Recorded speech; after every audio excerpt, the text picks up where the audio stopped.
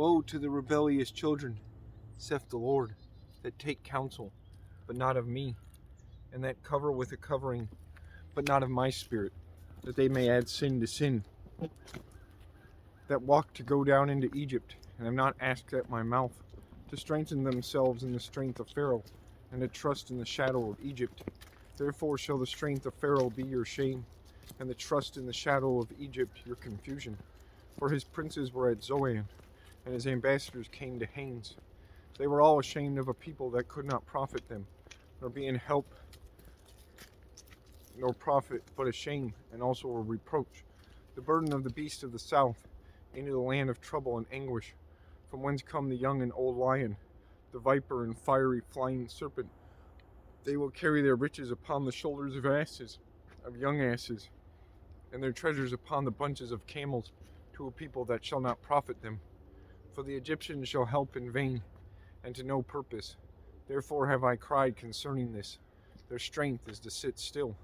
Now go, write it before them in a table, and note it in a book, that it may be for the time to come forever and ever, that this is a rebellious people, lying children, children that will not hear the law of the Lord, which say to the seers, see not, and to the prophets, prophesy not unto us right things, speak unto us smooth things, prophesy deceit. Get you out of the way, turn aside out of the path, cause the Holy One of Israel to cease from before us. Wherefore thus saith the Holy One of Israel, because ye despise this word, and trust in oppression and perverseness, and stay thereon. Therefore this iniquity shall be to you as a breach ready to fall, swelling out in a high wall, whose breaking cometh suddenly at an instant, and he shall break it as the breaking of the potter's vessel that is broken in pieces. He shall not spare, so that there shall not be found in the bursting of it assured to take fire from the hearth, or to take water withal out of the pit. For thus saith the Lord God, the Holy One of Israel, in returning and rest shall ye be saved. In quietness and in confidence shall be your strength, and ye would not. But ye said, no, for we will flee upon horses. Therefore shall ye flee, and we will ride upon the swift. Therefore shall they that pursue you be swift. 1,000 shall flee at the rebuke of one. At the rebuke of 5 shall ye flee, till ye be left as a beacon upon the top of a mountain, and as an ensign on an hill. And therefore will the Lord wait, there he may be gracious unto you, and therefore will he be exalted, that he may have mercy upon you. For the Lord is a God of judgment. Blessed are all they that wait for him. For the people shall dwell in Zion at Jerusalem. Thou shalt weep no more. He will be very gracious unto thee at the voice of the cry.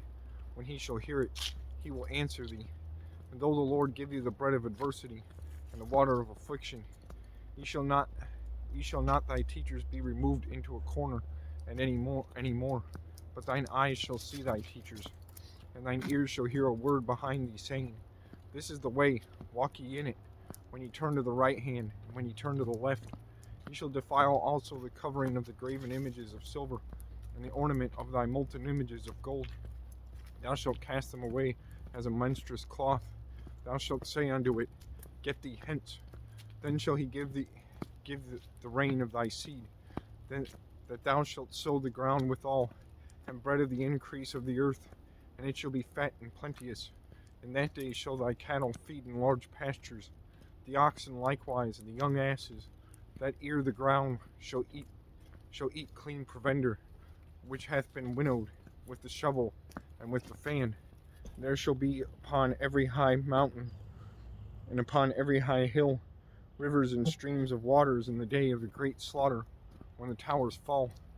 Moreover, the light of the moon shall be as the light of the sun, and the light of the sun shall be sevenfold as the light of 7 days, in the day that the Lord bindeth up the breach of his people, and healeth the stroke of their wound.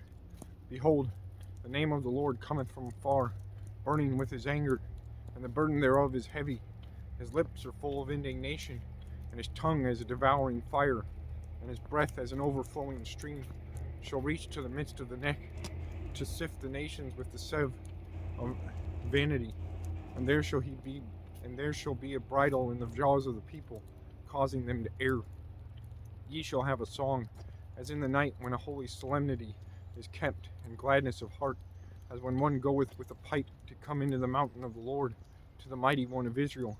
The Lord shall cause his glorious voice to be heard, and shall slew the lightning down of his arm, and with the indignation of his anger, and with the flame of a devouring fire, with scattering and tempest and hailstones. For through the voice of the Lord shall the Assyrian be beaten down, which smote with a rod, and in every place where the grounded staff shall pass, which the Lord shall lay upon him, it shall be with tabrets and harps, and in battles of shaking will he fight with it. For Tophet is ordained of old, yea, for the king is prepared. He hath made it deep and large. The pile thereof is fire and much wood. The breath of the Lord, like a stream of brimstone, doth kindle it.